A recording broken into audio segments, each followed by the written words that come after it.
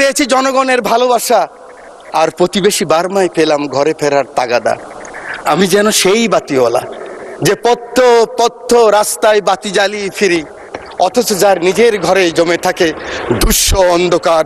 এই অন্ধকার আমরা কাটাতে চাই, এই অমনীষা থেকে বের হতে চাই। আমরা সুন্দর স্বাভাবিক সকলের জন্য যে বাংলাদেশ, সেই বাংলাদেশ চাই। আমি বলতে চাই এই চ্যালেঞ্জ আবার আসবে, ষড়যন্ত্র বন্ধ হয় নাই।